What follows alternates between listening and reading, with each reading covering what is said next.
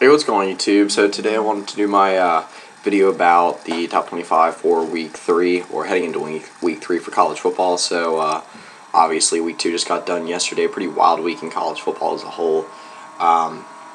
So yeah, let's go and get started. So I'm gonna do just outside the top 25 now. I really have only named my top 25 for the last 2 weeks. So I'll go ahead and do the just 5 outside. So at 30, I've got Arizona State, 29 Duke, 28 Kansas State, 27 Temple, and 26 Northwestern. So basically, my thing with Northwestern is every year, it seems for the past 2-3 years, they've started out 3-4-0, looked really impressive heading into the season, and always had 1 or 2 big victories, especially that one against Stanford. The way Stanford played last week really does look very well on Northwestern. But they're probably going to show me a little bit more, be a little bit more consistent besides the first 2 weeks. I know that might be a little bit harsh to some people, but seeing their recent history, it's hard to trust Northwestern after only 2 games. Temple has looked pretty impressive so far, especially their week 1 win, beating Penn State by 17. Kansas State beat UTSA 32-3, a lot bigger victory than a lot of people expected, including myself. I thought it would be maybe like a 10-point game. John Hubner went in and just absolutely lit up the UTSA defense. Kansas State looks pretty good this year. Not as many weaknesses as it looked like they had in week 1. Obviously, they still got a whole lot of experience all over on both sides of the ball, but Kansas State did look a lot more impressive than I thought they'd be. Duke, 2 big wins in a row now. That first week 1 win over Tulane was really impressive to me. And I think that Duke can keep on rolling, maybe be a 9-10 win team in the ACC again. Last but not least, Arizona State. So they beat Cal Poly last night. Again, not too impressive of a win, but Texas A&M has looked very good through their first 2 games. So I don't think the Texas A&M loss is as big as a lot of people are making it out to be. I think Berkovici had a little bit of a rough start his first time out. It's not like he played bad against A&M, but I just don't think that Arizona State had the talent to match up with A&M, and I think that Arizona State will have a lot better season heading from here on out. All right, so go ahead and get into the top 25. So 25, we've got West Virginia, 24 Oklahoma State, 23 Auburn, 22 Missouri, 21 Wisconsin, 20 Utah, 19 BYU, 18 Arizona, 17 Oklahoma, 16 LSU, 15 Texas A&M, 14 Georgia Tech, 13 Oregon, 12 Notre Dame, 11 Clemson, 10 Ole Miss, 9 Florida State, 8 UCLA, 7 Georgia, 6 USC, 5 Baylor, 4 TCU, 3 Michigan State, 2 Alabama, and then 1 Ohio State. All right, so go back to the beginning of the top 25. So West Virginia obviously had a really good week 1 showing against Georgia Southern in a 44-0 victory. Carl Joseph looked really impressive, so did the offense. West Virginia definitely does have one of the better defenses in the Big 12 so far. West Virginia definitely looks like they can be a dark horse to win the Big 12 this year. Just the big problem is for West Virginia, I don't know if they can be consistent enough to get wins off, or to win consistently against teams like TCU, Baylor, OU, Oklahoma State, teams of that caliber. But I definitely think West Virginia is a lot better than a lot of people gave them credit for going into the season. Oklahoma State, so a team that looks like it'll be one of the most solid teams in the Big 12 defensively. Had a decent 32-8 win against Central Arkansas yesterday. The thing with Oklahoma State is they're just making too many simple mistakes that will definitely cost them big games. Mason Rudolph's looked pretty good so far through his first 2 games. 401 yards passing last week. But also things like missed field goals, missed extra points. It's going to hurt them a little bit later on down the road if they can't straighten out those problems. So 23 Auburn, big jump from last week, and they didn't even lose, but they might as well have. I'm not saying they might as well lost to an FCS team, but it would have had the same effect as if they had lost to a middle-of-the-road FBS team. Looked very, very bad against a Jacksonville State team that isn't very good, even in the FCS. Jeremy Johnson had a rough game up until about the last 2 minutes. And I was big on Auburn coming into the season. I still think that they can get it together. But what I've seen from them from the latter half of the Louisville game all the way through the Jacksonville State game just doesn't look too impressive. Defense looks pretty good. Just the offense has trouble moving the ball. It's tough to watch, turn the ball over a lot. And again, that can be equated all back to Jeremy Johnson. I just don't think the preseason hype coming into the season was really even. I don't think he would be even remotely able to reach that hype. I think he was like the second team All SEC quarterback heading into the season, and he'd only made like 2 starts before. So I think Jeremy Johnson can get it together. It might get a little bit better for Auburn, but they are playing in still what I think is the deepest division in college football. So,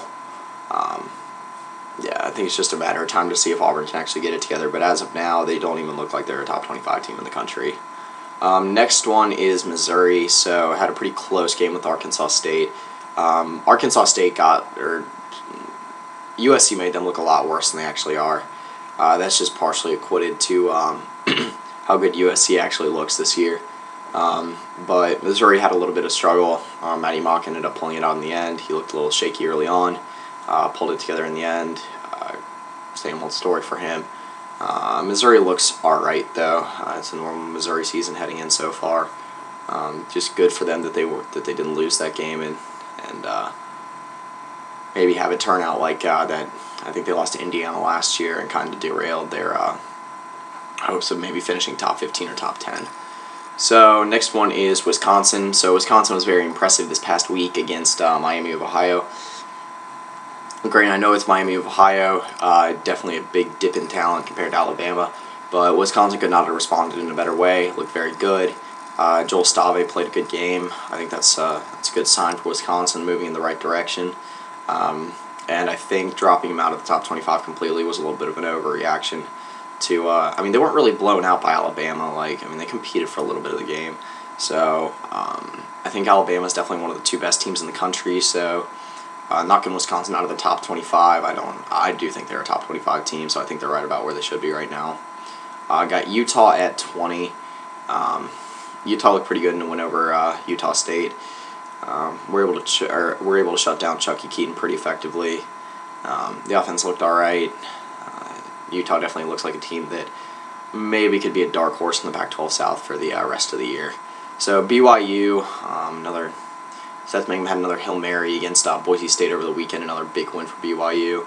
I don't know how long they can keep pulling out this magic for, but for as long as it goes, BYU will keep moving up in the rankings if they can keep getting big wins over teams that are in the top 25 or just outside of it. Next one is Arizona. So if you guys saw my picks from last week, I had Arizona. Actually had them losing to Nevada. I thought that would be the upset of the week. I thought that Scooby Wright would have been a bigger loss than it actually ended up being. I still think it's a big loss, but Anu Solomon stepped up in a big way in I believe it was a 24-point win over Nevada.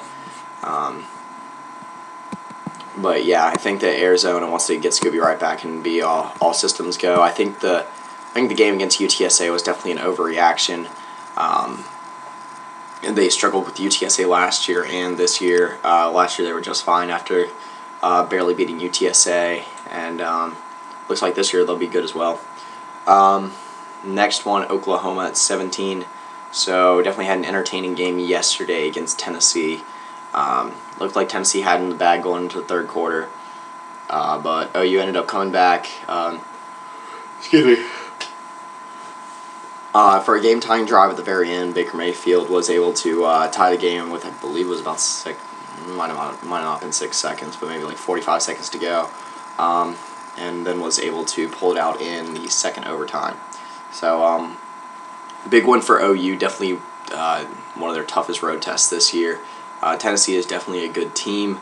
Obviously, still having trouble winning big games, even in the atmosphere like Neyland yesterday. From what I saw yesterday, the place looked like it was rocking, so definitely a big win for OU. Next one, LSU. So they were able to escape with a win in Starkville yesterday against Mississippi State. Mississippi State looks like they're following a trend this year of rough starts and then trying to come back at the end.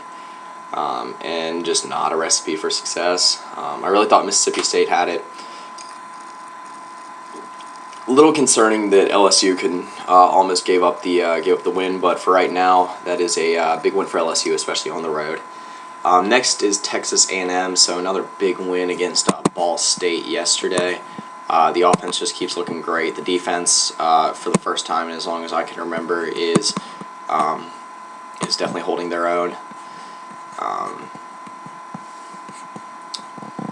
Kyle Allen looked good. It looks like A&M is definitely obviously a lot better than a lot of people expected them going into the season, or expected them to be going into the season. Yeah, it just looks like that A&M will definitely be a contender in the SEC West. So number 14, Georgia Tech. Another big win yesterday against, I believe it was Tulane. And I believe they've scored about over 120 points in the last 2 games. Triple option's been working its wonders. Justin Thomas looks great. Georgia Tech definitely looks like it'll be a contender in the ACC this year. All right, so move on to number 13, Oregon.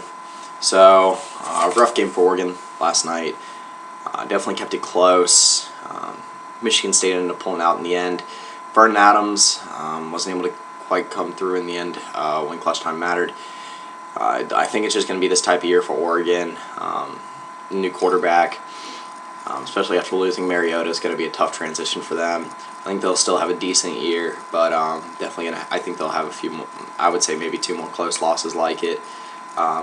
Nonetheless, though, for playing such a good Michigan State team, it was a pretty good show for Oregon. Next one, Notre Dame. So I don't know if any team had a bigger loss this weekend than Notre Dame. Obviously, they beat Virginia 34-27, and a Virginia team that's a lot better than a lot of people give them credit for, especially losing their starting quarterback to transfer.